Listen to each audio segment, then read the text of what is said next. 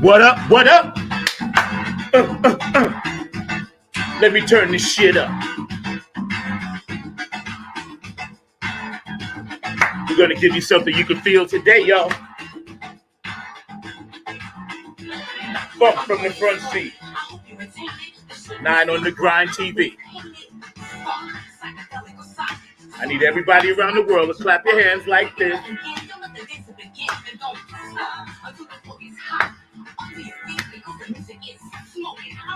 We got a good one for you today, yo. I got my road dog, my brother from another mother. Way back in the day, we go, me and this brother.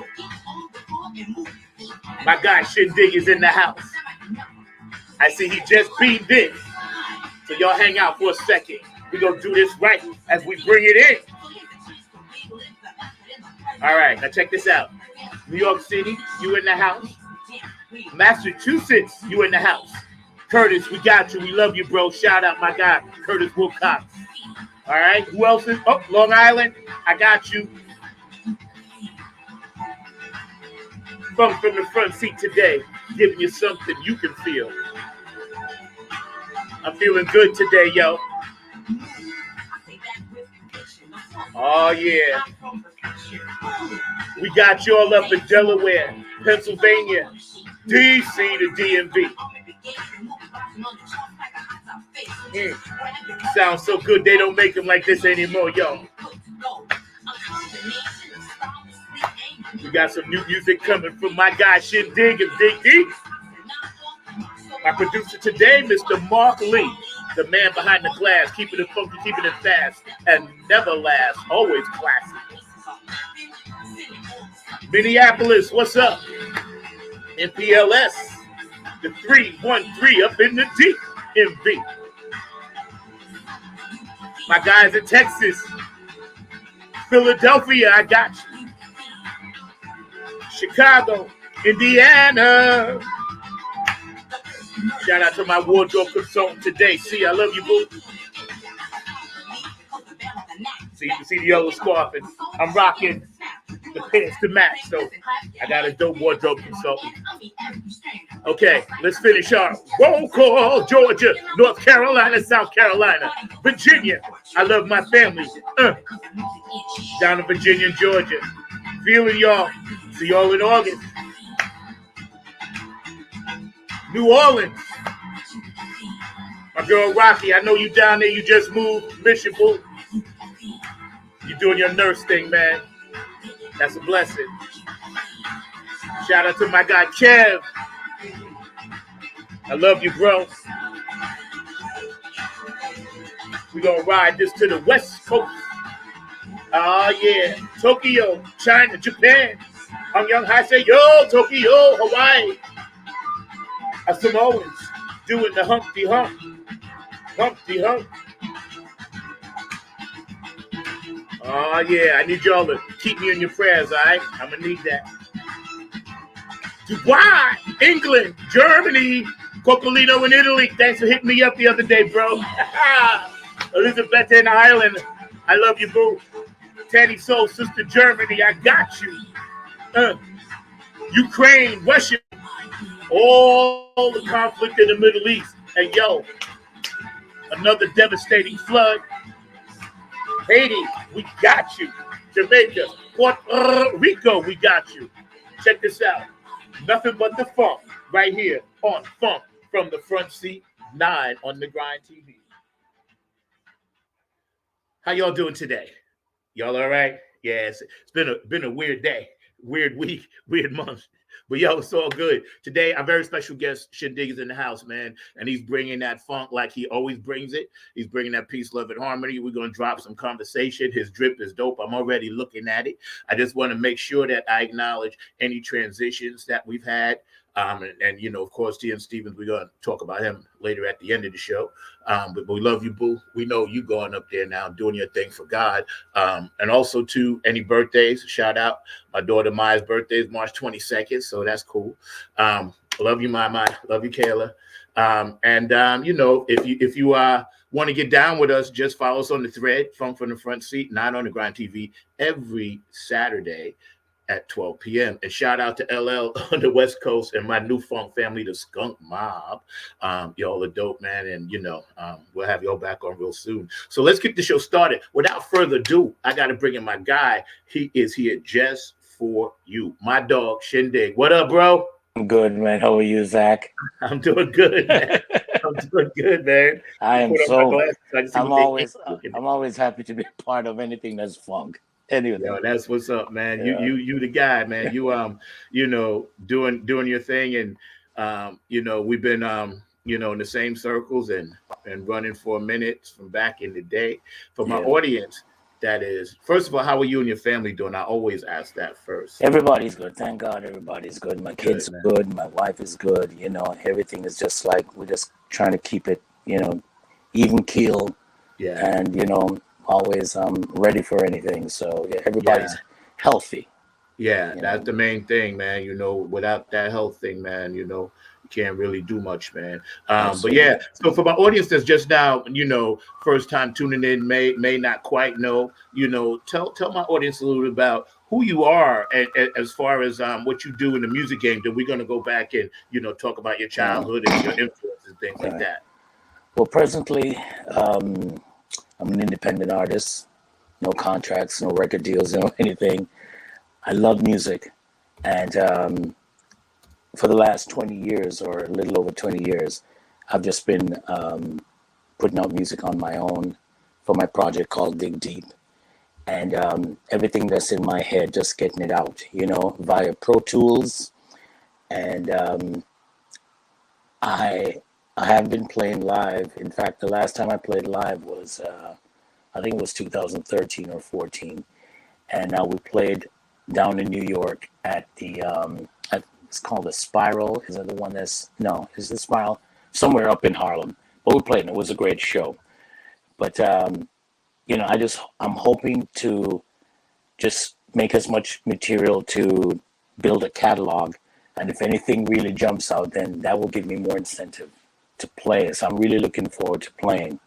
The style of music is, the bass line is funk. It's just funk, then R&B, then soul, and then whatever comes from that, hip hop grooves.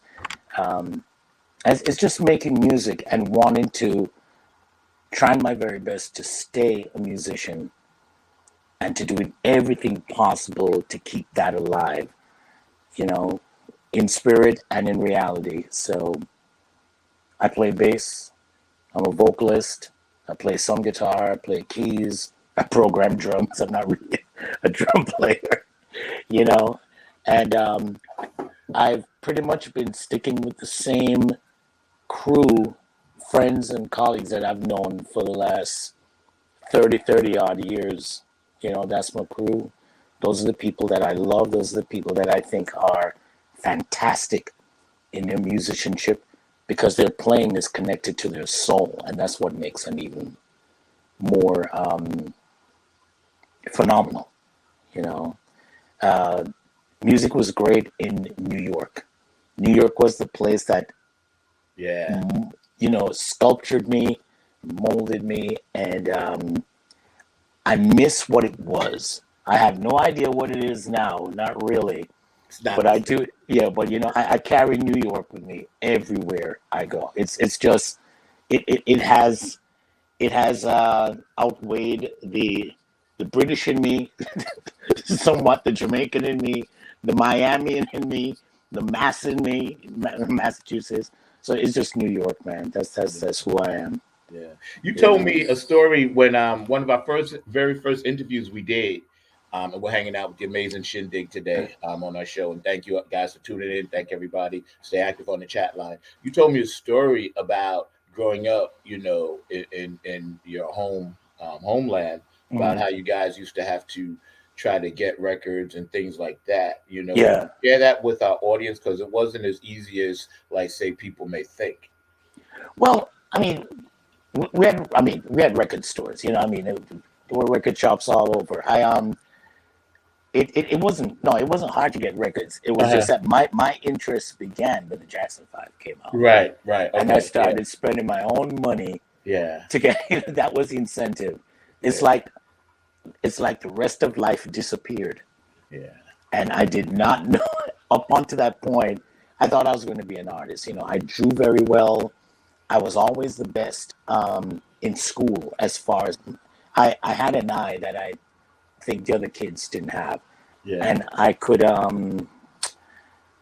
I could put down what I saw exactly as it was, and I could even draw from memory. I must have had some kind of photographic memory at the time. You do. But when I discovered music, or when music discovered me, I mean, it couldn't have been anybody else. As much as I love Sly and the Ohio Players and Earth, Wind and Fire, but it had to be the Jackson 5 because they were the same age. Yeah. And no one sang like that's Michael. The story. Yeah, that's to that point. No one sang like Michael like that. And I didn't even know I was being taught till I listened to Michael Jackson. Yeah. And Jermaine. Jermaine was serious, you know? Oh, yeah. And I had never seen a group of kids who played instruments. That was a difference. You know, I mean, you had the Osmonds. I didn't really pay attention to them. No diss to them. I didn't pay attention to them. 5 Stair Steps, and maybe I knew about. I'm not sure. But when the Jackson 5 came along, it's like it was the same effect that the Beatles had on people maybe 6 or 7 years before that. Yeah. Where they saw, you know, John Lennon, George, and everybody wanted to play guitar. When I saw Tito and Jermaine on bass, that's what I wanted to do. So that was it for me. And that's what got me into guitar. Yeah. And then even although I got into guitar, I fell in love with the bass sound. And Jermaine looked the coolest.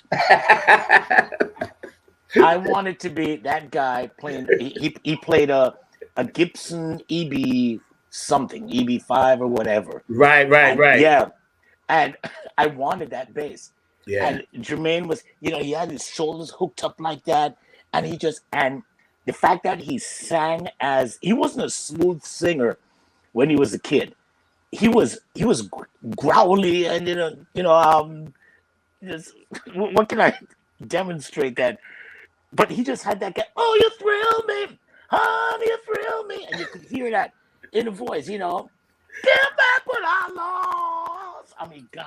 Yeah. That was Jermaine. And, you know, I have to say this. I don't think it's ever been said before. I want to use this platform to say it.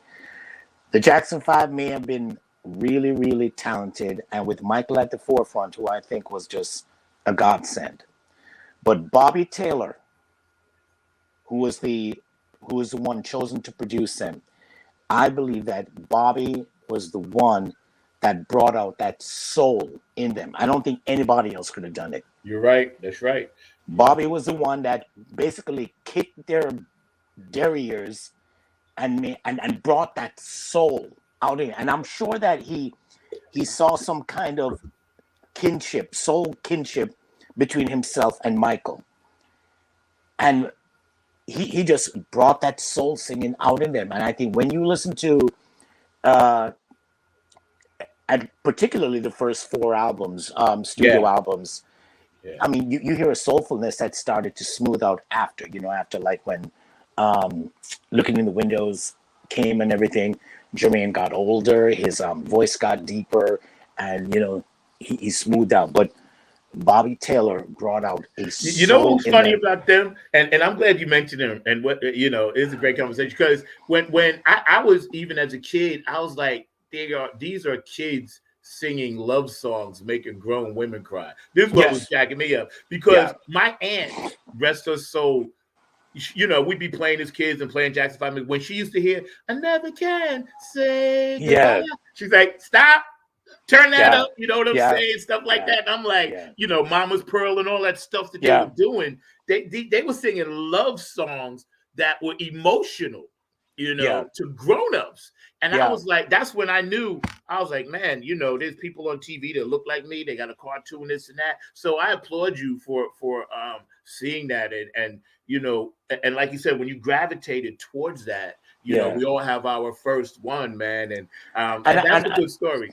and I'll tell you this. I think for as many singers I've worked with and seen learning songs, it is not easy to teach someone a song.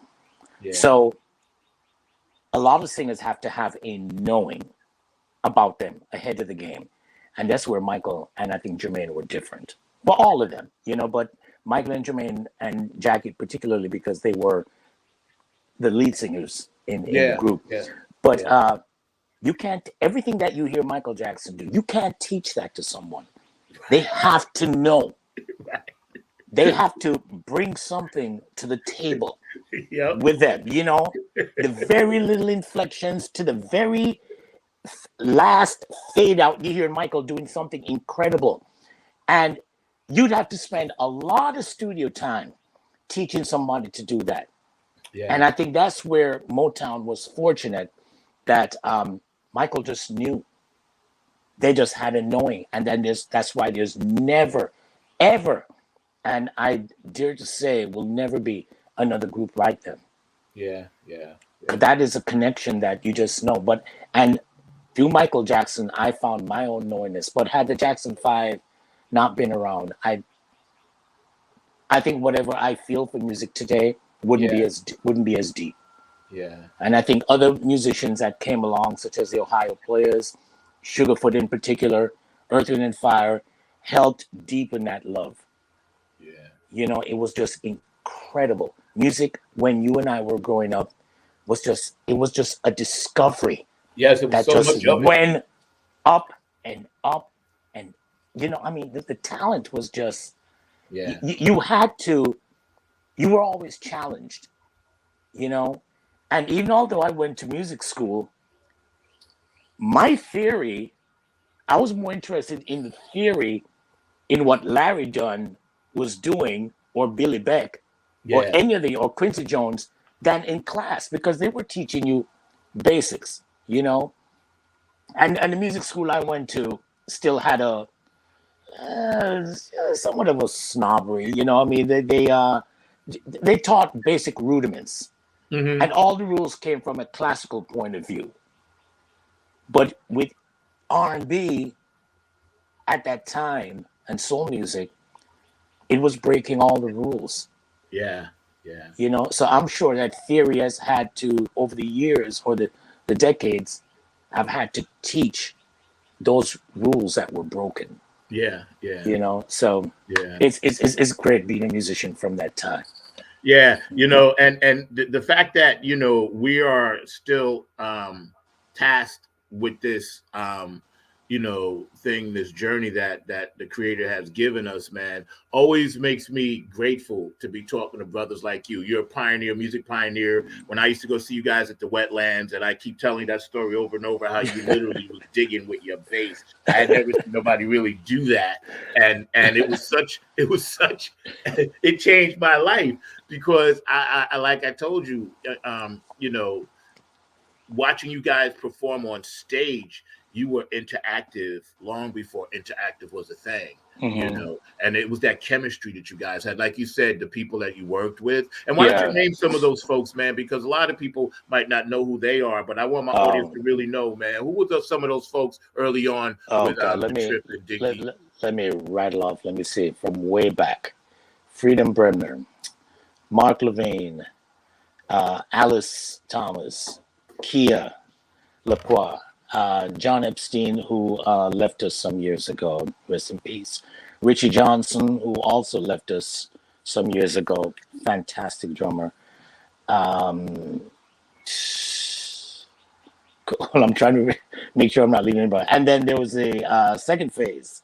There was Angela Lyles, Michael Barnes, Chris Bono, Larry Florman, Glenn Mauser, Lynn Superior. Those were like the major cats of the first, of the history of Detroit. And then when I started Dig Deep, I guess it more transitioned. I think Dig Deep just transitioned. I mean, Yeah. the trip transitioned into Dig Deep. Tanya Tiet, Oh Jerome yeah. Jordan, Howard Alper, Tara Reynolds, Glenn Mauser again, who was there. God, it's just so many people. Sean Dixon, love that brother. Oh God, I should have made a list. I mean, it's just tons and tons of people. I mean, I know a lot of musicians. I mean, on the Trip Records, there was a certain amount of people because we were a self-contained band. Dig Deep became a revolving door of musicians who Yeah. came to my head. Mark Unthank, Reese, and it just it whoever was available came to my aid. Yeah. Yeah. Yeah. So there are tons. Next time I have to make a list of this Yeah, it's all because good though. Cause I'm see, like, I was curious. Cause see, I knew I had seen Tanya, but I didn't know Tanya was with y'all until I saw her. Cause I had saw her also sing with Clayton Harding's band yeah, at Wetlands, and then I saw her with y'all. But that's where I kind of like was like, okay, if I ever do Nappy Head, that's why I kind of asked Tanya, hey, when you free, you want to do some stuff with us, man? yeah. But she's a little ball of fire herself. Man. I was like, Oh, woo. my dear best friend Alka Bulan, who's a phenomenal singer. Yeah, yeah, Let me tell you something. Alka Bulan and I, from the first night we met, we spoke on the phone for like 3 hours. hmm We talk on the phone almost every day. yeah, She's really one of my besties, and I will say this publicly: there are people that you've met in your life. You do everything to make sure that you don't mess up the friendship. yeah. So there a lot of these people that I've known for years. I hope to know to the day I drop. These are people. These are really wonderful people who when we see each other, time isn't missed, and they're just incredible musicians, and they just remain within my heart forever. Yeah. They're just they're largely partly responsible for who I am today. Being around other people shape you, Yeah, it does. and help you become the person that you are. Probably causes change, you know, and and you just want to be a better person probably because of them. But the times that I spent with those guys, especially in the trip, because we were together all the time. We either talking on the phone, we rehearsed for like 2 to 3 hours, 3 times a week, Yeah. 3 times a week, I and know. we Yeah. played every weekend. Yeah. And if the gig didn't go well, which was very few, it happened to us together. And Yes, when it was exactly. great, it happened to us together, Yeah. you know.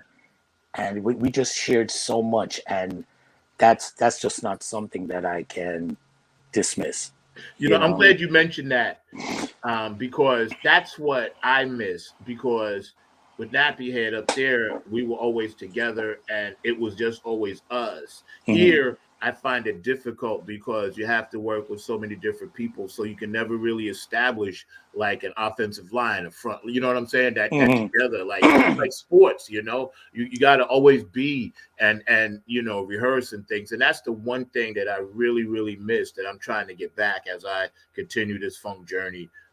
Is just getting with the same people all the time because that makes a difference. But it's funny because I saw about a month ago you dropped the plaid, and you tell us about a little bit about the plaid. Those are some of your new Oh, re-releases, yeah. and we got we got a couple swimming unwritten, and then we get the party on the roof and the skinny sound, and we got all that stuff loaded. So we gonna be running some stuff in a minute for you, man. Oh, and please play "I Can't Bear." I can't bear. Yeah, I think I got you that one. Did you I get that think you one? did, yeah, Please tell me you got it. yeah. Freedom Bremner is the lead singer on that one, and he's one of the most. He has a phenomenal voice, and we used to joke and call him he and I soul brother number 5. You know, Hmm. he and I are born on October 5. But yeah, he's but anyway, going back to the trip. The Plaid album came out in 96. It was a rush job. We didn't mind because we were going to Europe and we needed product. And all this was possible because of a gentleman by the name of Mr. Thang, Paul McGovern, Mr. Thang. And he got us into the studio, got the album going. So when the album finally came out, when it was mastered and everything, we weren't really pleased with the results, you know. But we played the album anyway. It sold a lot of copies and everything. As years went by, you know, the trip ended. Around 2016 or 14, I can't remember. This guy, Mark Stone, who had a radio show in New Orleans, asked me if I had anything about the trip. Hmm. So I said, sure. Now, by this time, I had mastered Pro Tools and everything. So I said, well, I'll just EQ it a little bit and send it. When I did, it made so much of a difference. Now, remember, back then, once upon a time, if you wanted to do something over, you had to go back in the studio, you had to remix it, Yeah. you had to remaster it, and Yep. all that kind of stuff. I EQ'd this thing in Pro Tools, and it became present. Yeah. So I just started doing it with all the material, and I got wrapped up in it. Long story short, I ended up remastering 14 songs. Now, originally Wow. there were 10 or 11, Hmm. but there were 3 that we had that were unreleased that I decided to put in on the album that captured everything we had done during that point. And because I was so much into documenting as everything I'd done, you know, I wanted to make this a part of it. And I did not want all the work, all the physical work and time that we had spent to just die, Exactly. you know, Exactly. and not have any record of it. So I did everything I could to make it competitive, you Yeah. know. So I ended up re-releasing it, remastering it, and I'm happy with the way it sounds. Me too. And I'm It's happy yo. with the way it travels, and Yeah. it makes me closer to the people that I hear on that record. Yeah. You know, so it captures us together, and it will always be that way. So that's good for me. I was gonna say when I saw it, right, and I Oh, was let like, me just say wow. one more thing. Let me just say Oh one no, more go thing. ahead. Go ahead. I Yeah. We just got. want to mention that the concept of the album is Freedom Bremner's idea. He came up with the idea for the Plaid album. You know, we were fans of Prince and the Beatles and everything, and we figured, well, if there's a white album and there's a black album, then there's got to be Right. something in between. Right. I thought the Gray album, but Freedom came up with the Plaid album, Yo. and he chose the design and everything and the logo, and yeah, that's it. Yeah. That's Well, we it. got that ready to go, that song. So, Mark, man, pull up that track. Let's drop it and let's sit back, relax. Y'all are hanging out with Shinn Digg, Dig Deep, the Plaid album. Here's a cut from that. So, go ahead, Mark, drop that for me. And thank you.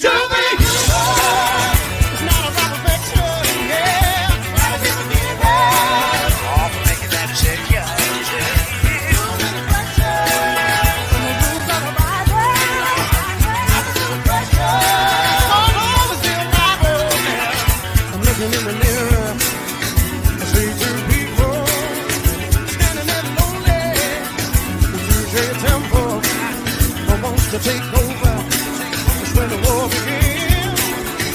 You believe in heaven? Expect a lot of fighting. Oh, I can't bear, I can't bear, I can't bear. Hey, my baby, I can't bear, I can't bear, I can't bear. Oh, I can't bear, I can't bear.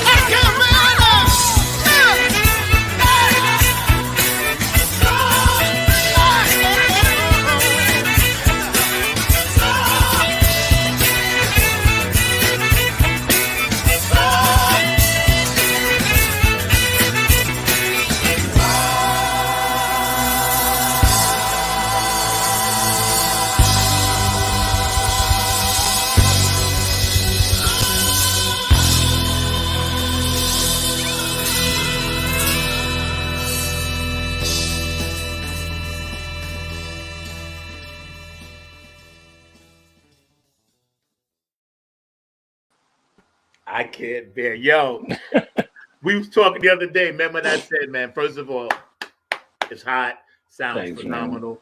I said, man, y'all got this thing in your music where you get to a certain point, then you step on the gas, and it's always your signature. You know what I'm saying?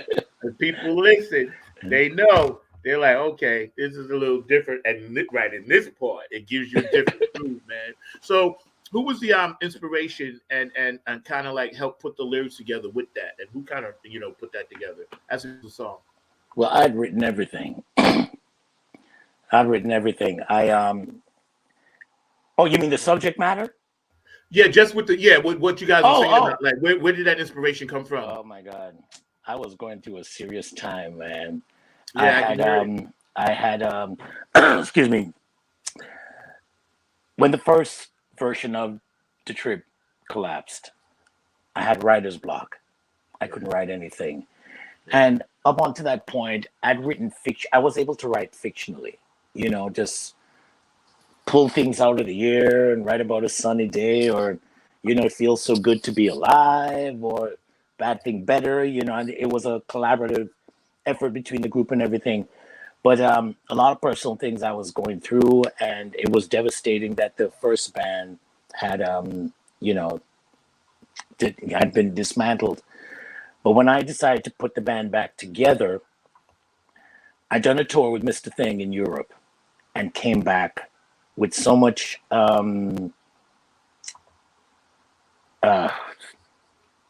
so much being revved up, and just full of inspiration. And then I realized that I had the only thing I could write about was what was going on with me. That's the only thing that flowed.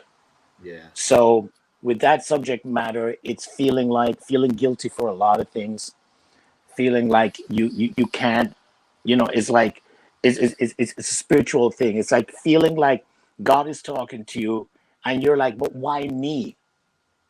Why, and I'd heard some women or a woman that I was involved with, and it was just a lot of guilt, It was just a lot of guilt, and I just not being able to sustain it all, to keep it up, to carry that weight. And your first reaction is to anything when things get heavy is, I just don't want to deal with this. Yeah.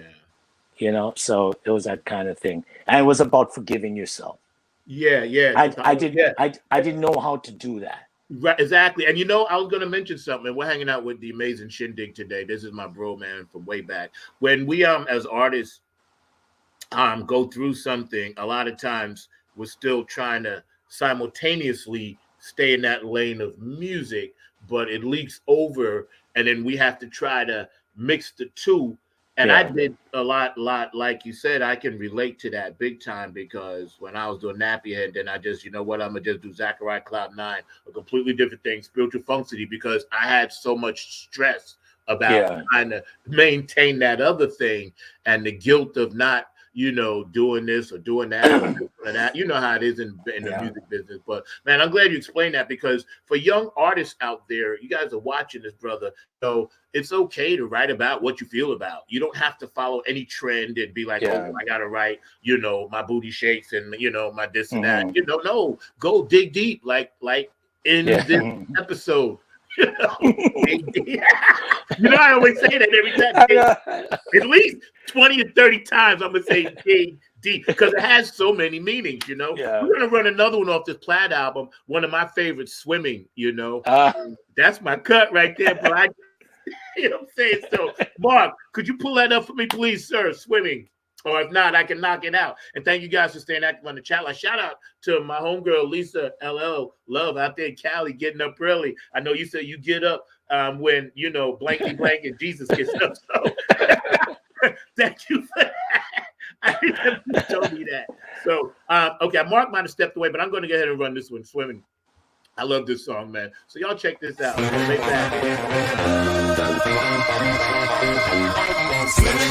as a river. Swimming as a river. Many things I wanna do, I gotta do my way. Many things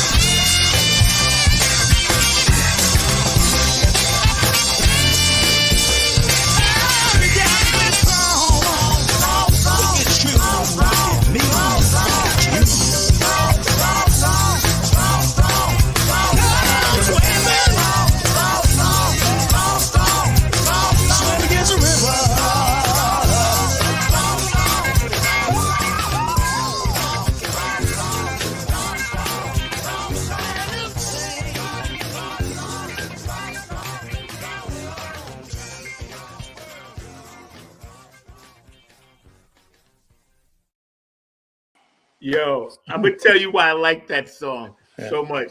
Cause that was Wetlands. Oh, That was really? Okay. dirt. That was the grit. That was everything Wetlands. When I listen to that song, it takes me right back there to that dance floor, that Wow. crowded little place, stinky little place. You know, that was that New York thing. Yeah. That sound, that all that stuff that you do in that music, man, was just phenomenal, man. So I just wanted to get that one in because that's one of my favorite cuts from your remastered stuff. And I've heard you Thanks, play all man. the stuff live, so I've been really fortunate, man. So let me ask you, we got a couple. We're going to skinny sound and party on the roof, and we're going to knock out all of these today because Yeah. we're going to make sure people understand really who you are and what you do. But as an artist, as a parent, a husband and a family man, and a person of I would definitely say high moral character and fiber. We have a lot that's going on that's influencing our young people. And every artist that I have on this show, I want to make sure we take a minute so we can try to send positive messages to these young people out here. Because, um, through whatever fault it may be or however it may be, there's a certain portion of our youth that is completely lost Mhm. spiritually. And it's not Yeah. about religion, it's about what they feel about themselves inside. uh, Yeah. I was watching some information from somebody I respect online, and we were talking about all of these new words that come up for things that people should normally just be able to understand. We don't need other words to make it worse than what it is. Like for instance, I tell people all the time, you don't, I'm not bipolar. I'm just moody. I'm allowed to be that way. Doesn't Mhm. mean that I have some type of thing, clinical thing that they keep trying to throw at us. And they're Yeah. throwing so many clinical issues at these young people. If they don't have this, they got that. If they don't have this, they don't got it. If they don't get that. And I'm kind Mhm. of thinking it goes back to us playing this music thing. When we was doing it and creative, we had feelings, but we didn't have this clinical umbrella of pills that they were just trying to shove down our throat to make us Right. feel a certain way. The music did that. Yeah. What are your opinions on that? Wow. That's a loaded one. Let me begin by saying I don't know, and then work my way from there. The first I'm trying to plant myself in there somehow, and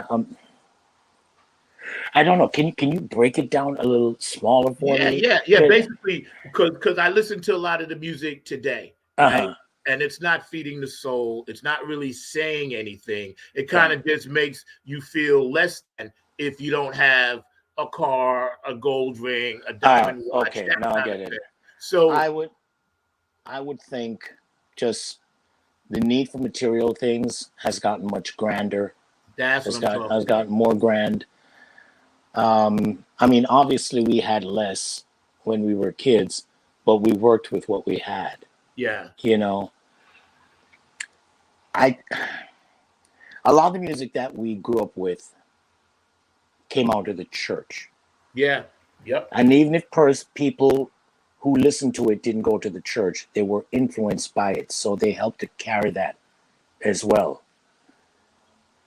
Somewhere along the line, things changed drastically. There's something about the 80s that did something to make people gravitate towards materialistic things. Change, I think, is so, when it is ascending, is so slow that you don't get a beat on it till it's too late. With the internet coming in as which came as the next thing, it gave a lot of exposure to so many things that you didn't have to leave your house anymore. I think people made a choice of what they wanted to get into. There were no more outside forces to be influenced by. Everything was in the privacy of their own home, whether it be porn. You didn't have to go out and buy the magazine and, Right. sneak around the area like, oh, I'm just browsing. Now you had it right here. So it changes your way of thinking. And I think Yeah. that's happened across the board. Then the Yeah. people who have been influenced by those things have lost regard for the youth that's following them. You feel like you don't need to teach them anything, you know? And it just becomes this ongoing domino effect of knocking things down and keeping things down. Yeah. Yeah.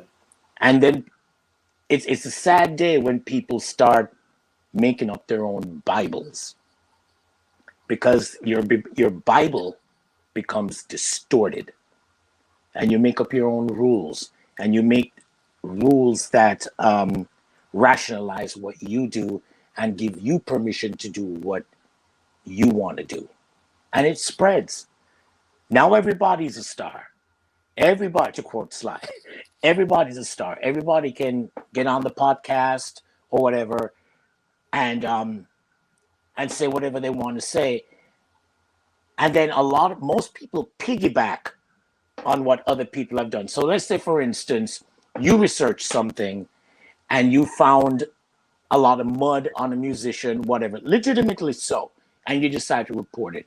Then other people are going to take your content and get clicks, and they're going to end with, let me know what y'all think, subscribe, click the thing, and they have nothing to say. And then they're sitting like in their bathroom.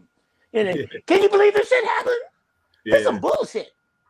All this shit, and blah, blah, and it's just, this has taken up, I don't know about international, but I know it's taken up American society to a great deal. So it's become distorted. Yeah. And it's become ugly. Yeah. And you have to work way too hard to keep your youth away from that. Yeah, you do. And to keep them on this, not even so much traditional, but this path of like survival, where you protect your dignity, your discipline, your character. That doesn't matter to a lot of people anymore. So some of the things that we see that are abhorrent, if we criticize it, then we're old-fashioned. So what is it takes naturally to be just, I don't know, a gentleman, a lady, or just a person is gone. Yeah. Because people are practicing freedom without responsibility or consequence. Yeah. Yeah. It's taken on a whole thing, and it's affected music greatly. It's affected art, but I think mostly music because it's audible. It's not something you put in a museum and you just stare at it and walk with your hands behind your back. It's music is everywhere, but now it's not healing, and I think it's safe to say so, because we remember a time when music was healing. That's what I'm getting at. It was the last thing that that you could turn to. You put it in your car and you're listening to, you can do anything and everything you want to do. You can prove, and by the end of your car ride, you're like, man, thank you, Teddy. Thank you, Harold Melvin and the Blue Notes, for just giving me that message today. Yeah. That is minimal. Now, I think it exists amongst our immediate community because we know what's real. So we try to keep our songs and our content safe. Or no, I shouldn't say safe, but just like inspirational. We just don't want anything to do with that world. When you mentioned about and I was just going to put up one of these comments because Mark made a great one. Thank you, Lisa, for chiming in. When you mentioned about feeding the soul, that's kind of like what I was getting at, because when I look and I talk to so many people, man. I live here, in the Triangle, North Carolina, Duke, UNC, NC Central, Wake Tech, you name it, Winston-Salem. There's so many colleges down here and so many young people. And when I have this conversation with young artists in particular, I say exactly what you said. I Mm-hmm. said there was a time. It doesn't mean that I'm chastising you or punching down on you. I'm not Mm-hmm. even frustrated with you. I Yeah. want you to understand, okay, there are many colors of the rainbow. Just because it's this way and it's coming at you this way, it's okay to look to the left, look to the right, and be like, you know what? I'm not going to follow the crowd, the trend, Yeah. because I know in my heart I shouldn't be talking about a woman's private area. Yeah. I know that. Yeah. But to make the money, to hang out, to be cool, to get that deal, to get on the radio or Mm-hmm. whatever, or go to the rap clubs and hip hop and do the dozens with each other, this and that. I get Yeah. all of that. Times will always keep moving forward, but there are some things that we have to bring back now. Yeah. That's what this show is about. Some things they can call me, get off my lawn, guy. I don't care. Some things I'm going to be pushing against because I know it's not going to lead to anything good in the future. You know what I'm saying? Yeah. That's the thing. And that's what I mean when I say that, it's freedom without responsibility or consequence. People are not looking ahead. And, a lot of people say that they care about the youth, but your display of actions doesn't, it doesn't illustrate that. Yep. It Mark, doesn't. oh, I was just gonna say, Mark dropped a great comment. Yeah. He said that he was just having this conversation with his father, and he feels that his nephews are spending too much time on the internet and on things that are not enriching their minds. And Yeah.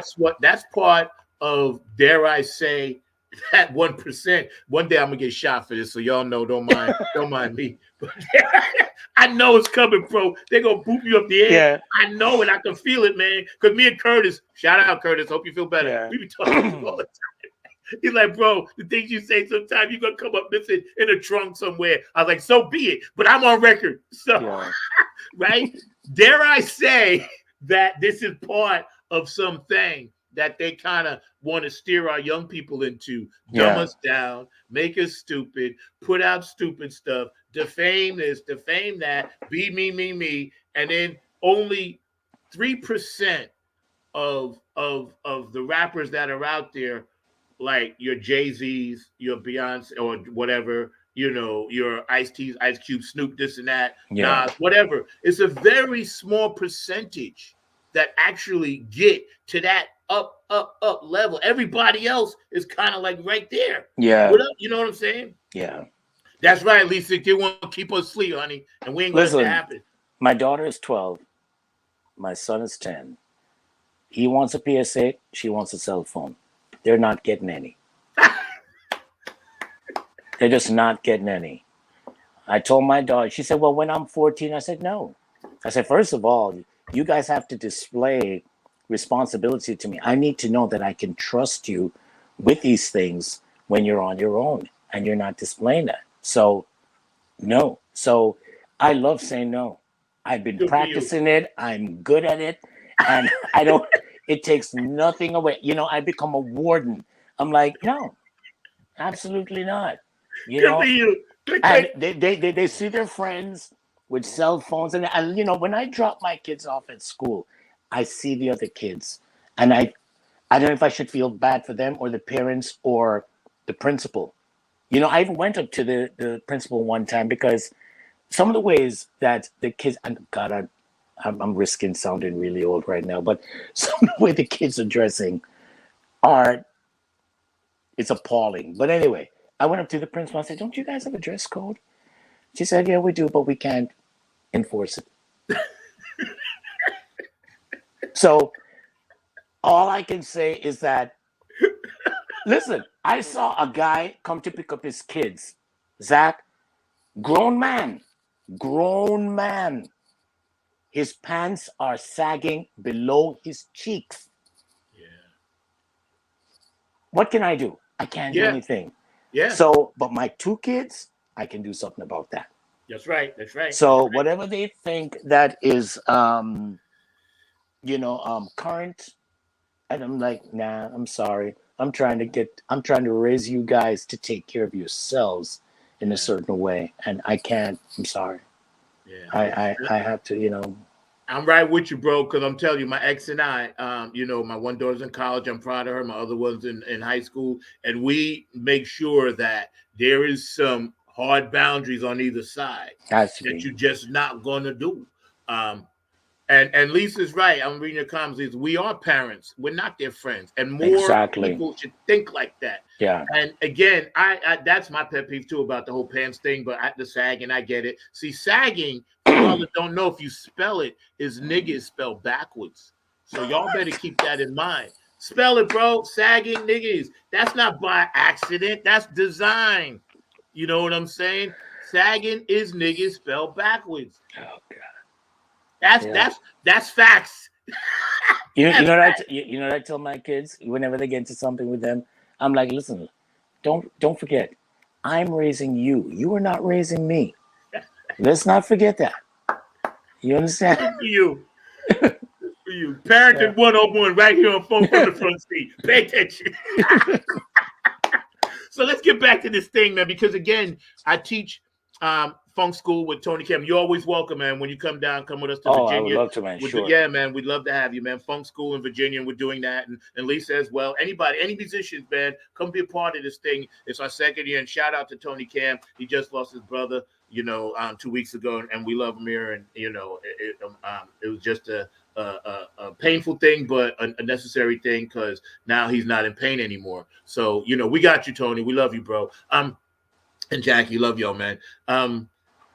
When we look at the music game today, and we're all independents now, it's almost like it has flip-flopped. There are so many platforms, so many outlets, so many ways to get music out. Everybody can hear it, YouTube and this and that and the third, man. And that's the part of technology I do embrace and I do love. The fact that you can be where you are in Massachusetts and I can be here in North Carolina. And, people can be in Cali, watch us. That's what I think man has done a good job at, because as human beings, we can do things now that we could never do before, like you mentioned, Pro Tools and things like that, So I believe we're all on the right path, those of us that are in the light. That's why I've been fortunate to still be finding you. You're like, I've been expecting you to walk through that door any minute.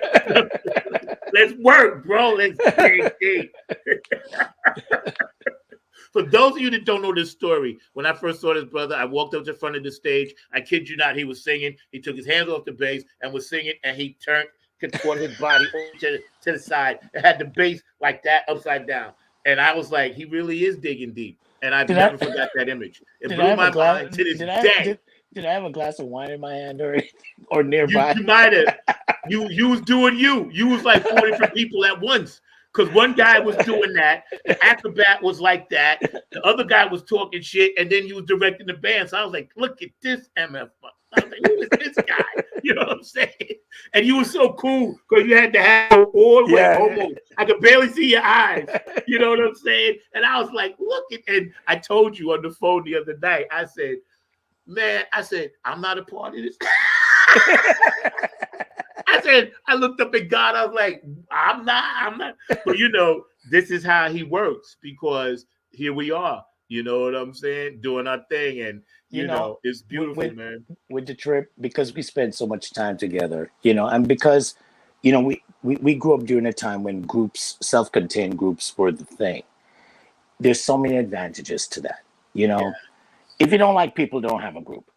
I love people and I loved my friends, so being that we spent so much time together, we played all the time, we could have done anything that would have come up, and it wouldn't be choreographed, or we probably wouldn't repeat it the next night, but it just, I took from Sly of that, I don't know, disorganized choreography, or just that energy.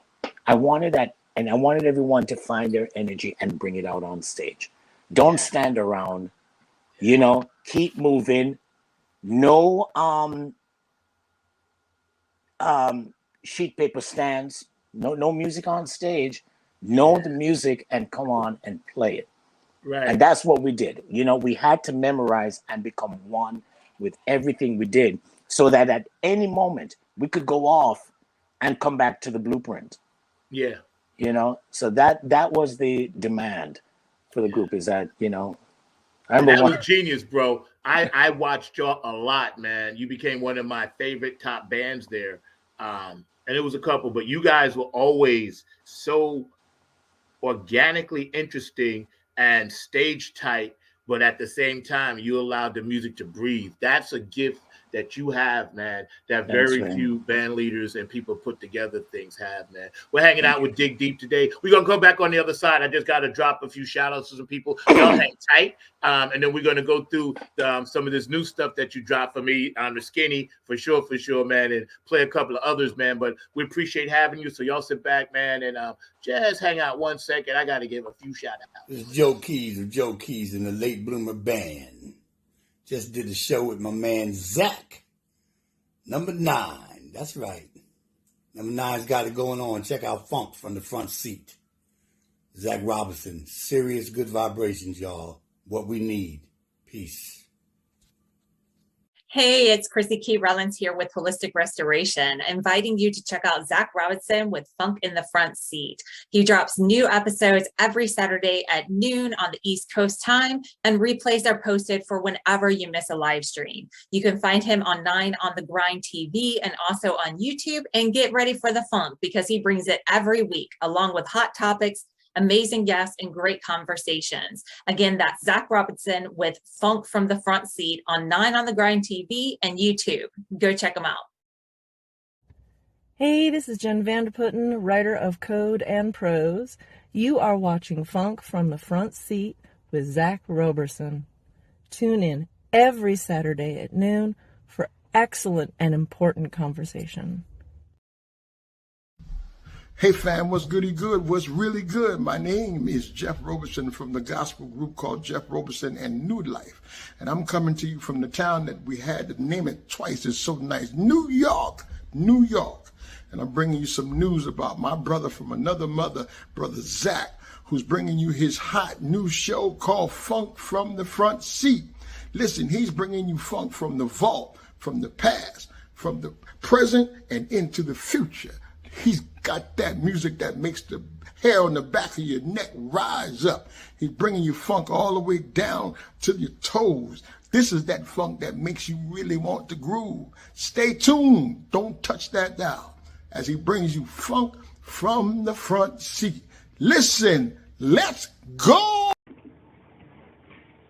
Wiggle, wiggle worm here, baby. Yeah, and I'd just like to say congratulations to my man, Zach.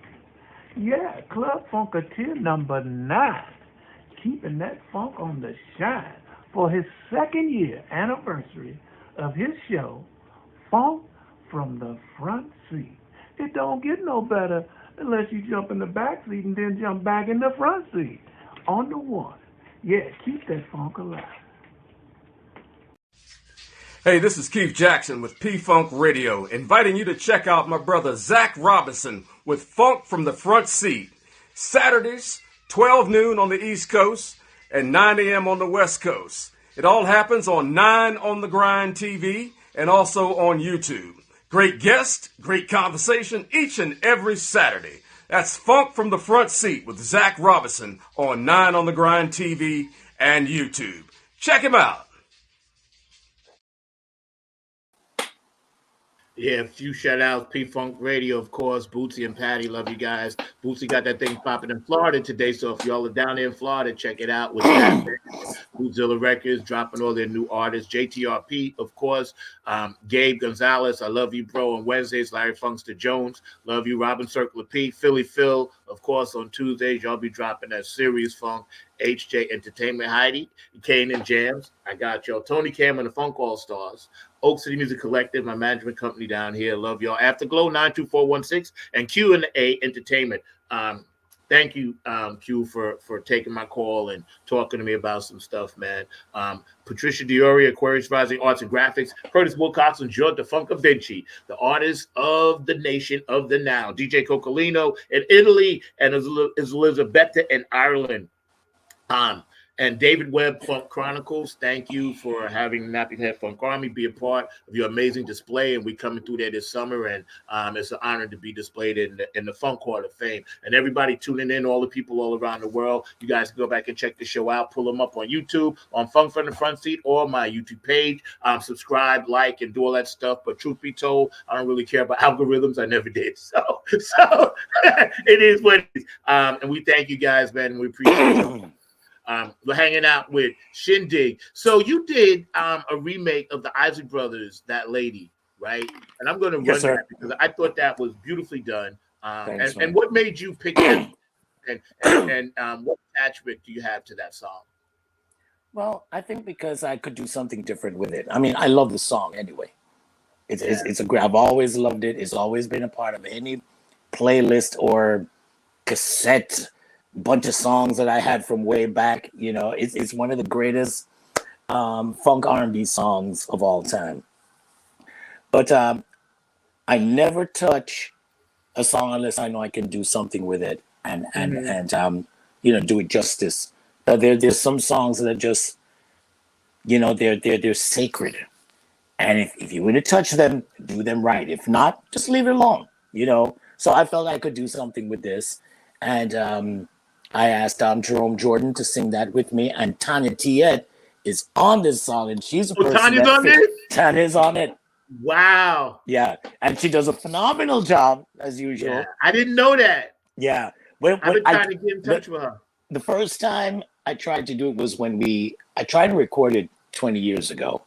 And so we had already had the blueprint for it, but it didn't come to fruition. And then just recently I decided, let me try this again. And I've been working on it, and this is what came out. So, but I love the Isley Brothers, and I love that song. I mean, they were one of the groups that I bought. I literally went into the record store without listening to anything and just bought the album. Yeah, yeah. It's like they're not going to fail me. Yeah, right. Certain groups were like that. Right, and that's the way groups were. Right, so right, you didn't even care. The Ohio Players, Earth, Wind and Fire, and Isley Brothers. Those were the guys for me. Yeah. They just had me dance in my living room, making me wish I was up on stage. Yeah. Those are the guys. Yeah, you're right. Well, we're gonna run that real quick though. Shout LL Lisa Love. I did get your video shout out, so I'm gonna put that in next week. I just haven't had the chance, but I didn't forget, boo. Thank you for that. But that lady, the Isley Brothers actually has had an earlier version of it. I don't know if people know that. It was a bossa nova, right? Yeah. Yeah, long time ago. Yeah. So see, all right. And that kind of showed me people like him, James Brown, or even Bob Marley. I've heard them take songs that were done 10 years before, and they redid it, and it became, So if I would say to any musician, if you have a song, even if it's 20 years old from way back, just redo it. It doesn't matter. Put it out there. Yeah. I'm you actually in the process of doing that right now with somebody, one of my Soft Dirty fans. Yeah. So we're going to run this, man. That Lady. Y'all check this out.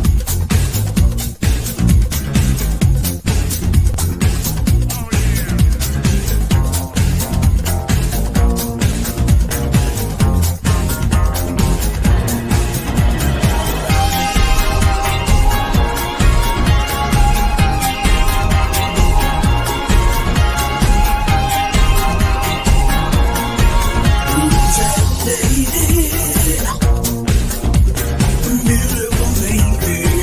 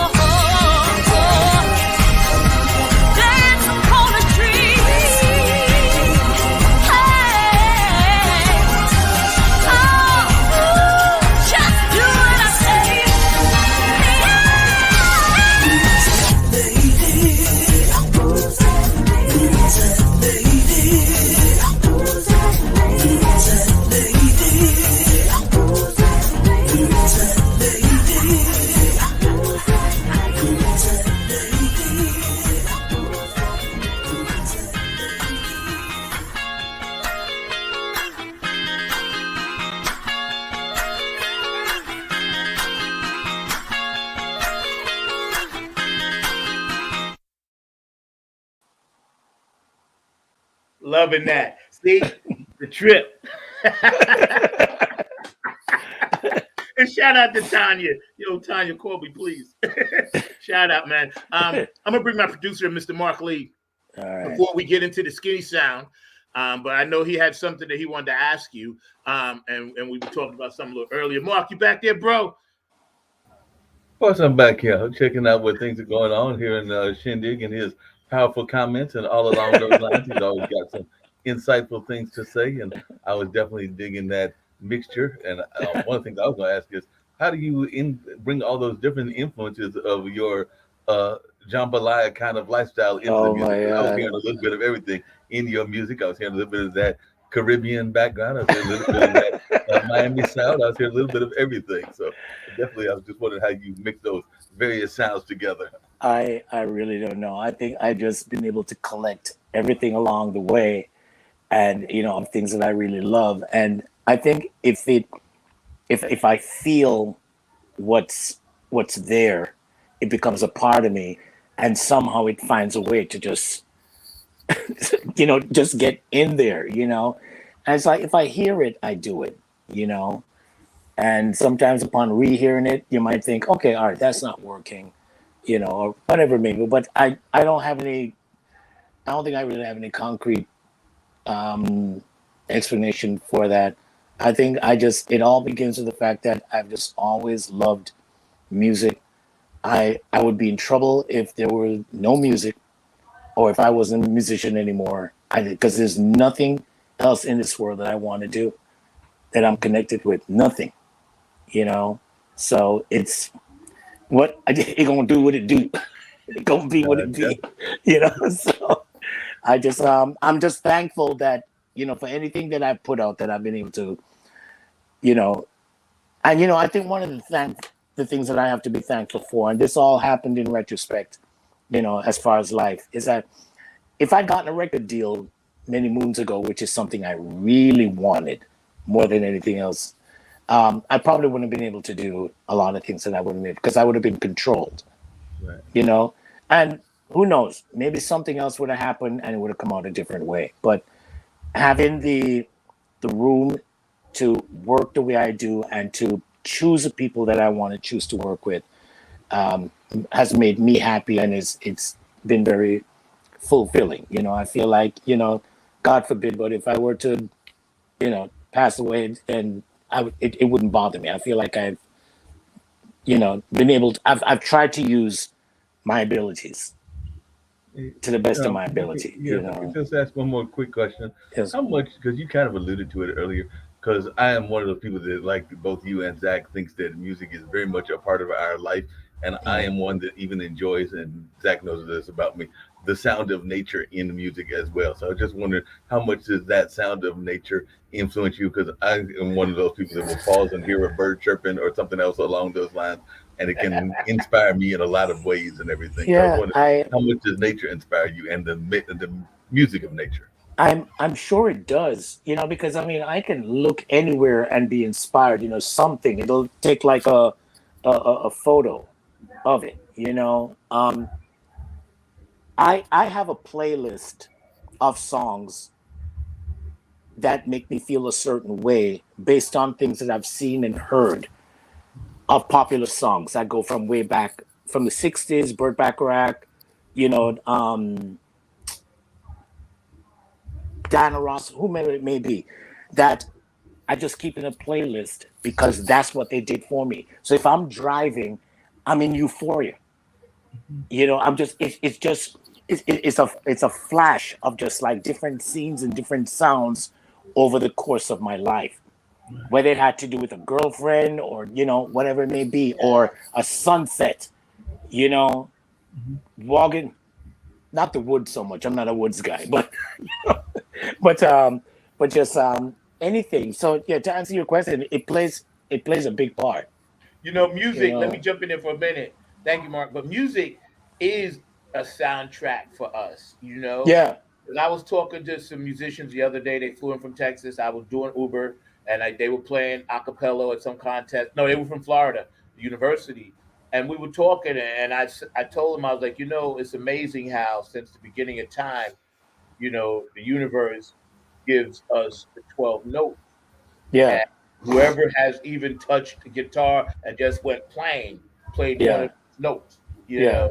And think about it, it's so profound. Like, this is how vast our knowledge can be and is if we tap into it. We're only using 12 notes. Yeah. So from the beginning of time, everybody has only utilized those 12 notes. Yeah. But look how much music we have made from all cultures, from all across the board, young, old, black, white, Puerto Rican. We still use those 12 notes. Yeah. So universally, we're all tapped into the same thing. Yeah. But our minds are so vast if we use them properly that we can create something different, something different all the time. And I think if we are elevating as I see we are, the Mhm. light is separating from the dark, especially Yeah. now, age of Aquarius. Ain't that right, Lisa? So Yeah. those 12 notes have become even more powerful. Yeah. They're even more powerful because imagine if our minds could open up and we could use 24 notes. Oh God. Go buck crazy. You see what I'm saying? So Yeah. think about it. So that's what I'm striving for. I'm like, okay, I ask God every night, please give me that 13th note. Just give me one of them. I know. And something else, Mark, just to I hopefully answer more directly what you're saying is that because I can hear pitch, so I can decipher pitch. So if I may hear, as you said, a bird or whatever, and I know what is. And if it's catchy, it'll stay with me. And I can look at a scene and I can hear it. I can hear what's there. I can hear something, a chord or something that describes that scene. So that's that what I've been energy, able man. to do. That energy that we're all tapped into, and you can't see my setup, but I keep crystals all around me all the time. Oh, okay. And when you mention those things, I automatically feel the same way. That's why Mark and I have a connection. He has the unique ability, this man, to make everyone around him feel good. I've never seen Mark say a harsh word to anyone, ever, about anything. And believe me, I'm a handful, so I can't imagine handling me as a host. It really has a lot to do if you're willing to hold on to your spirit, to what is true. Yeah. Yeah. I think a lot more people could do that. Yeah, I do, man. But yeah, man, it's so cool because your guy, Michael Jackson, from what I was told, got those sounds from different places. He has perfect pitch. Everybody layer them. Yeah. Yep. Yeah. So Mike was a direct godsend. That's all I can say. So tell us about the skinny sound before we run. Skinny sound, not really. It's really a concept of less is more. I think it kind of came up to me because I feel like everything I've done, and a lot of my friends tease me about this, it's orchestrated, it's big, it's expansive, and I just wanted to do something really simple, just bass, drums, guitar, harmonica. No keyboards, no strings, no nothing. So it's kind of like a fun kind of explanation of what the skinny sound is. It's just something linear, or as a sound, the skinny sound is a sound that's skinny. That's really what it is. Well, we like it, and we're gonna run it. Y'all check this out right here on Funk from the Front Street. Funk from the Front Seat. I'm hanging out with my good brother Shinn Digg. I'm a little tired today because I worked really late last night, so that's what I'm trying to energize myself through this conversation, which is working great. Everybody can go back and watch this, I guess, tonight at 12 o'clock.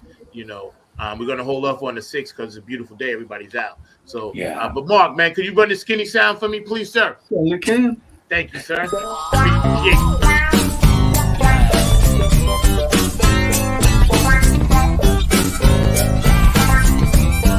The skinny sound. Come on. The skinny sound.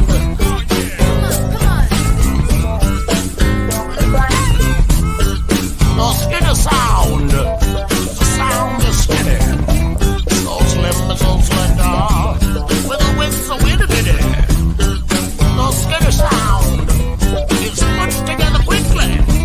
Not ears to completion, but rather succinctly.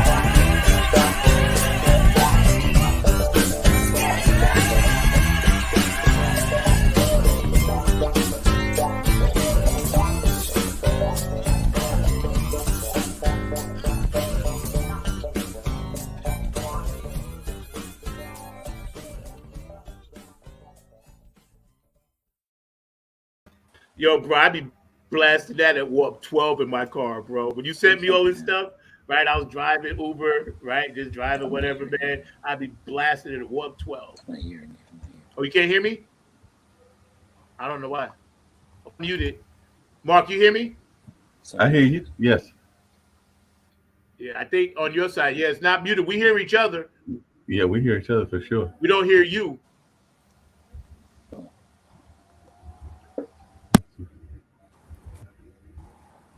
Hear me? Yeah, now we Yep. got you. Now we got. Okay, cool. Sorry. Yeah, All yeah. right. I was saying I be All right, blasting that at Warp 12, man, when I'm working. My car be rattling. You know, that was my that was the debut of my harmonica playing. I picked up harmonica about a year ago, and I've been having a fun time just playing it. You know, and my daughter is actually doing some of the shouts on there. Oh, she is. That's your daughter. Okay. Yeah. She's doing the backseat one. I was like, oh, we got to put that in. You know, so so she helped me out with that.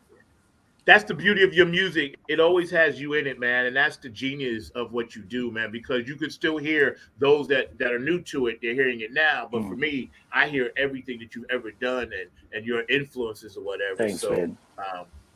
Thanks, Mark, for that. Thank you, trying Mark. to get Lisa Love shout out in there too. She said it to me. I didn't download. I'm sorry. I've been so busy. But yeah, man. It's yo, what up, Kev?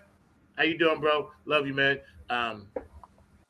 When you are working and you're creating and you're in this place now, the process that we all have to use right now to evaluate what it is that we're putting out, I know that's very, very important to you, So tell us about what you have for the future and what your plans are as far as what you see coming down the line for you. Well, I have a goal. My goal is to have 10 albums in my lifetime. I'm working on the 8th right now. I'm actually working on 8, 9, and 10 simultaneously. That's the first goal. It's just getting music that's in my head out. I'm trying to get something into a commercial or a movie. That's something else that I would really, really like to do. I would like to assemble a band and play live again. That I would really like to do. So that's the immediate thing musically. After I get my 10 albums, then whatever happens after that musically, but that's been a goal of mine, to have 10 dig deep albums of things that have been documented. That's my immediate goal. Yo, that's what's up, man. That's what's up. You're an inspiration to a lot of people, including myself. Like I said, there'd be no Nappy Head Funk Army if I didn't come to Wetlands and see bands like you. Wow, straight up, man. It's real, bro. It's real, man. Because we were, not even in existence when I first met you. So, and I saw that, and I told you this on the phone. It meant a lot to me to see young Black men and women and young gay men and women and young straight men and women and people of all ilk at the Wetlands, every color, every race, creed, and color, to be on that stage together, working out, playing with Living Color and stuff like that, and Corey and his band, and Reverend Love thing, and Craig Ajamu, and Harrington and his people, John Willis, Eric Pearl, and to see all these people, like I told you, Clayton Harding, I reached out to him on Facebook the other day, to see all of these bands there. It was a glorious time, man, and everybody was. But there was no hate. That's the one thing that I don't like now. Even in the funk community today, there is, and we have to stop hating. It puts out that unnecessary energy. Back then, it was okay if you were on a bill with 4, 5, 6 bands. Everybody loved each other. Sure, everybody wanted to shine and grind and pump it up, but there was no residual hate like it is now. Tell me your thoughts on that. Well, first of all, I didn't even know that there was this brewing hate thing going on in the funk community. That's one thing. I thought that was all outside the territory. So that's news to me, and it's sad if that's happening, because the pioneers of funk did not bring that at all to the table. We are not built on that. Bootsy, Sly, James, Yep, George, that's the right. Commodores, Sugarfoot. I try to tell people that one of the great things about when we were growing up is that we didn't read about Maurice White trying to take out Lionel Richie or Teddy Pendergrass wanting to fight. I don't know. It just wasn't there. Or the brothers Johnson getting into a brawl with Taste of Honey or whatever it may be. It just wasn't that. And that boggles me. I didn't know that. Yeah. I did Well, not know that at all. yeah, you know what it is? It's not so much that there's like a war hate kind of thing. Yeah. I can elaborate and say what it is that it's lack of support. And Right. to me, that's basically not. I don't know if hate was too strong a word, but it's basically the same thing. If you're not supporting what's out there just because you're not on it, Right. or just because you don't have a part in it, or you had nothing to do with it, or you live in another state, or whatever, it doesn't mean that that's not adding to the fabric Yeah. of the whole what the creator wants us to do. Okay. Now I So understand. you know what I'm saying? So I would say that for those of us who remain positive, really all we can do is try to become the majority or stay the majority, and keep Yeah. pushing that message. And message is everything. A positive message. I mean, we see what's happening around us outside music, in the political arena and otherwise, and it's crazy and it makes no sense. Yep. That's But we right. have to deal with it, and we have to protect ourselves with music, and really good music, positive music. Yep. That's really the only armor that we have. Yep.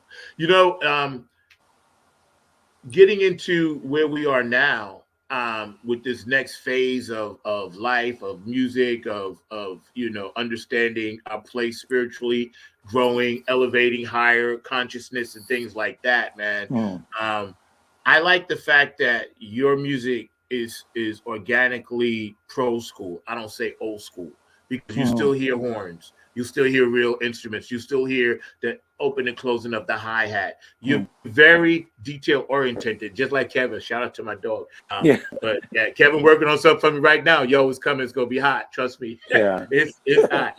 But you're detail orientated, right? And Yeah. did you ever think about trying to teach or get into that aspect of it yourself? Mm. I did think about it. I guess I just didn't have a program for it. It wasn't calling me. It wasn't a Yeah, driven thing. yeah, So, yeah, I yeah, mean, I have taught, yeah, like bass and guitar and everything. I think my teaching, or me being put in that position, came from being in a band yeah, and yeah, being there and being able to spontaneously instruct or say, try this, play it like this, blah, blah, blah. yeah, That's the way. There wasn't any kind of syllabus or anything written out. I'm there and I can help. Then it just comes through. yeah, Everything yeah, that I am comes through, and I'll probably teach you something that I didn't even think of before, because it just occurred to me right yeah, then and there. yeah, you know so I would say that if I were to be in that vicinity of being a teacher, that's the kind of teacher I am.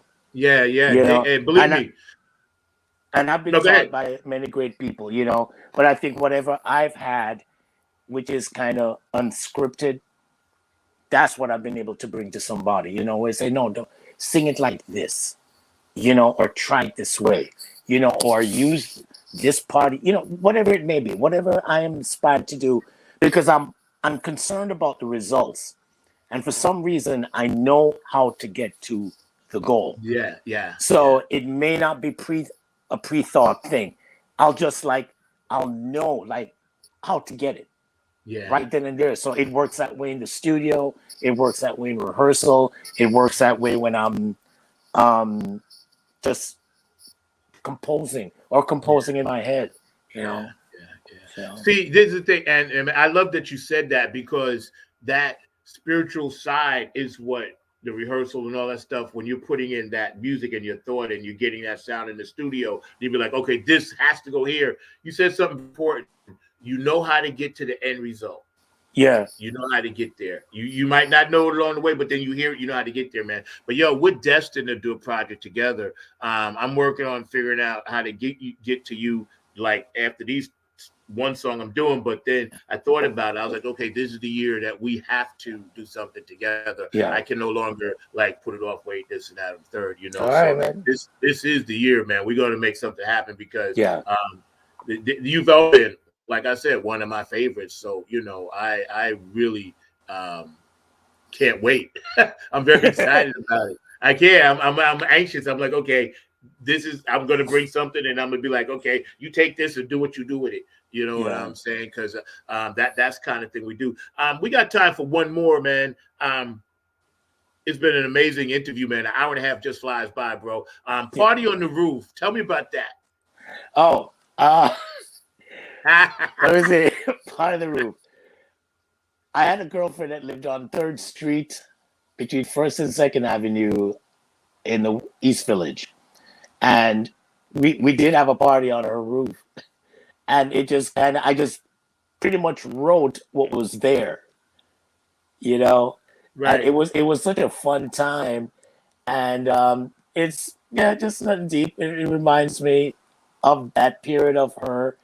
And it was just a nice it was a sunny day. It was beautiful. You could see the city, on the roof. You could see a whole bunch of things.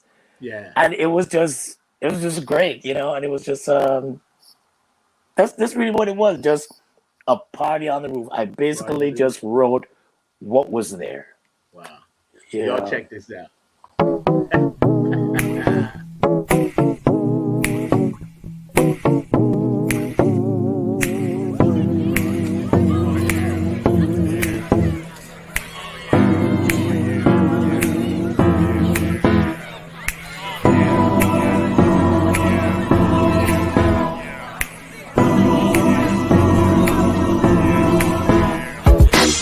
Call on the cell, my building bell doesn't work. Clouds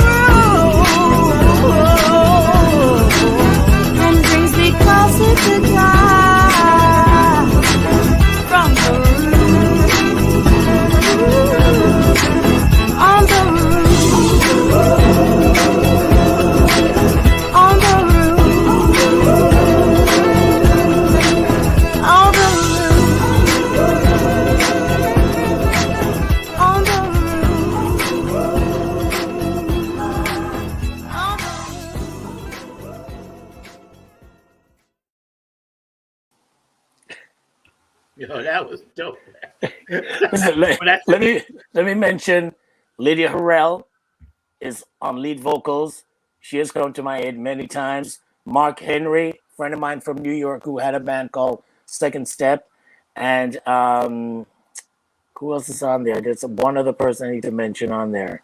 Oh God, I'm blanking. But anyway, these are people that I love dearly and have come to my aid. So yo, that song is being such, like you said, a happy place. I was listening to it, right? Because I hadn't heard that before. And that was the other day. I was like, okay, let me listen to all of this stuff, right? Get yeah, ready for the show. And I was like, wow, that's like I feel like I'm on like, 36th Street or something, you know what I'm saying? And yeah, just like that sunshine and that, that early summer day in New York City and yeah. that vibe and you can hear it, man. And that's a beautiful piece of work because it stands the test of time, you Thanks, know. man. One of You know, those songs, man. I think wherever you are has a lot to do with your what you put out. Yeah. And New York has just had a serious staying power for me. It's home of all homes for me. Yeah. It's just so it's been Well, responsible for a lot of music that I put out. well, you mentioned Second Step. Kevin said he played with Second Step, so shout out. Oh, Kevin hey Harrison. Kevin, I Yeah. wonder what period because I played with them in the '90s. I used to see them before because we did shows together. The Trip and Second Step. So they've been we've been friends with Josh Rabinowitz and all those cats. We've been friends forever. Tim Shampoo. Tim Shampoo is another person who has helped me out a lot. Dozens of people. I would Yeah. and next time I'm writing a list. I Ah, can't be, I I can't be didn't put mean to out spring it on you, but I get it. because I don't want anybody to be left out. But I mean, Yeah, I I guess get it. I want everybody to know if I know you, I appreciate you. I Yeah. may not mention your name, but if I know you, I appreciate you. I know what you've done for me, and it's deeply appreciated and always will be. So, And people that know that, bro. Let me tell you, we know. We know, like because you're kind heart, bro. I'm telling you, man. and one thing I have to say, one of the motivations that I use for finishing music is that when I ask someone to come in, and they come in just on a just to help me out, I feel like I owe it to them to finish the project. So with them in mind, because they took the time out of their schedule to help me out, I feel like I have to finish this project, and I use that as a motivation. The fact that they took their time to help me out with something, I just can't let it just Yeah. you know just dissipate and just go nowhere. I don't want their time to be wasted. I want Yeah. to be able to say, listen, man, look what you helped me do. Yeah. Yeah. That's important to me. That's a beautiful thing, man. That's what's up. We're going to end it with that. I'm going to give you the full screen, let you say what you have to say. All Thank you right. guys for tuning in. It's been a great show. Hanging out with my dog, Shinn Digg, and everybody that's been on the chat line. Hold on. Oh, he said, hold on. We got the period. Kevin said he played with them 95. Played Oh, have months in Japan. I Okay, and remember. 90. I remember when they went. They had split up. I think they had split up the group. So some of us went to Fire Island. No, not Fire Island. Shelter Island, and I think some went to Japan. So yeah, that because I played with them in '95, '94. That was '94. Definitely '95, and I think I had to leave early to go on a tour. But yeah, that made maybe he can confirm that. Right. Some of them went to Japan, and some stayed and played in Shelter Island. Right. That's And it dope, was man. the best time when we played in Shelter Island. We were on the back of a one of those floats. They were having some kind of celebration on the island, and we were on the back of the float. Man, it's creeping along the way, and the Second Step, they know how to have a good time. So we're drinking and playing, and oh, yes. Oh man, that's one of my favorite memories. Those guys, and they have stories. They have stories. I mean, fun stories. Yeah. That's all I can say. Yeah. They were I they hear were you. a great group of guys, and just yeah. They were great. Yo, that's what's up. See, only on Funk from the Front Seat can we make connections like this Yeah. because we all come from that thing, man. Thanks, Kev. That's What's up, dope. Kevin? Yo, and see, this is this makes me really happy when my audience is interactive as well, and then we find out things that we didn't know before. So peace, love, and harmony, and dropping that knowledge is always good, bro. So we appreciate you, man. Thank you, Mark, for doing everything that you do today, and Yeah, Lisa thank and you. Deb and everybody that tuned in that will watch later. Thank everybody around the world. But I'm gonna give you the last word, and then we get ready to get out of here. All right, bro? Appreciate All right. Hey everybody, how you doing? This is Shinn Digg here from Dig Deep and formerly of The Trip. I'm always thankful for the platform. Thankful to Zach Roberson, to Mark Stone from New Orleans, and anybody who has put themselves out there to help me out. I hope to be playing for you one day soon, getting my group together and just doing it because it just needs to be done. Please check out The Skinny Sound, which is our latest single it's on Spotify, it's on SoundCloud, and DistroKid. So, but there's not much I can say. I'm just happy to be alive. Oh, also, we lost someone recently, T.M. Stevens, an amazing bass player, legendary bass player. It was a big loss, and I just hope that I know he's playing for the Angels. So that was sad for a lot of us. We also lost a gentleman by the name of who had Soul Patrol. God, I'm blanking. I'm not good with interviews.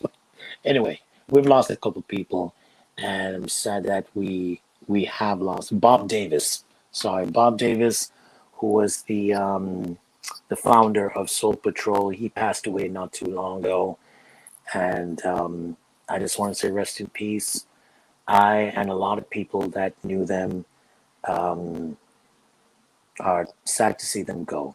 So pray for their spirits, pray for their welcoming into a better place. And in the meantime, everyone take care of your health and keep going forward in a positive manner. So, hold on a minute.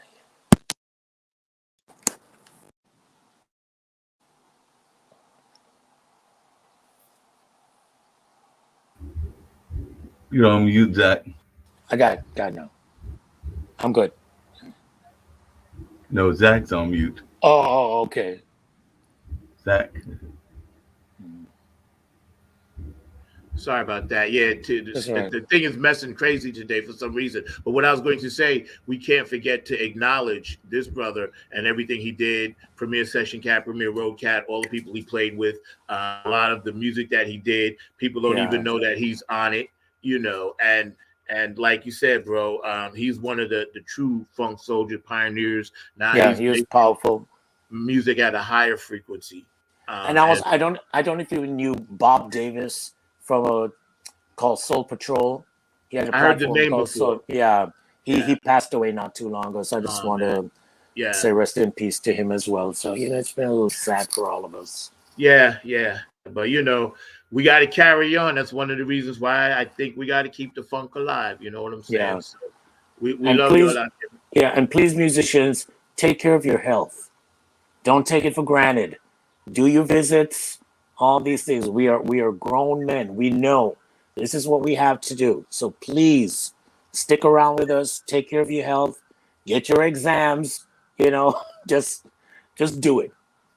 Just please. That's a dope message. That's right. That's a very good message. Thank you for hanging out. We're going to get out of here, man. So y'all hang out with us as we do our shout outs around the world. Make it funky funk from the front seat. Night on the Grind TV every Saturday, 12 p.m. Our guest today, none other than Shinn Digg, was in the house dropping his music, the Plaid album, and everything in between. That's digging deep, y'all. So let's go around the world. We're going to start in Cali. West Coast, clap your hands like this. Hawaii, Samoan, Doing the Humpty Hump, Humpty Hump. Japan, Tokyo, Annyeonghaseyo, Germany, Switzerland, all around the world in Dubois. Back over here in England. Massachusetts is in the house. Texas is in the house. North and South Carolina, Virginia, Oklahoma, Chicago, Indiana. Y'all in there? Minneapolis, Detroit, New Jersey, you heard? Plainfield, where you at? Dig deep today, y'all. Spread peace and love the Shinn Digg way. Shout out to all the people on the thread that will come on later. I love y'all. Give me that love and I'll give it back. I'm pushing it back to you now, yo. It's going to be a beautiful day. Florida, Georgia, New York, Bayshore, Long Island, where I'm from, Queens, Brooklyn, the Bronx, Westchester, Connecticut, Delaware, are you aware? Pennsylvania, funky Philly Dilly, North and South Dakota, Alaska, Canada, where you at?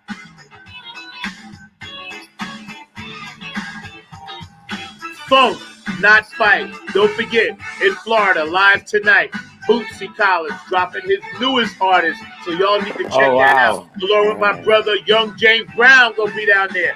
Yo, it's dope, man. Bootsy Collins, Bootzilla Records, 4 or 5 new artists coming out. Brothers doing his thing. We love you, Bootsy and Patty.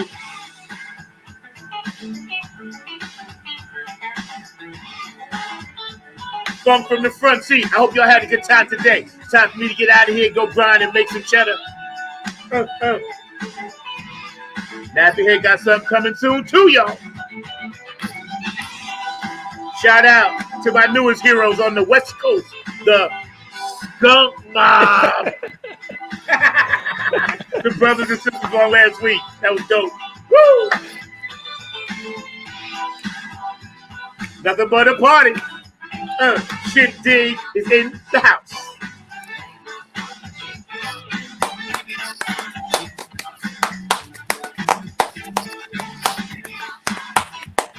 That's what we do. I'll see y'all next week. I love you guys, man. Thank you, brother. I love you with all my heart and soul. Good God. Got it, bro. All right, Mark, get us out of here, bro. Cut this car off and let's go fly on, bro. Yes, we get silly. We had to get silly at the end of the show. Right. It's been a long night. Thank you, Zach. Thank you so much. Thank you, man. Mark. Appreciate you, man. From the bottom of my heart, bro. Appreciate you, man.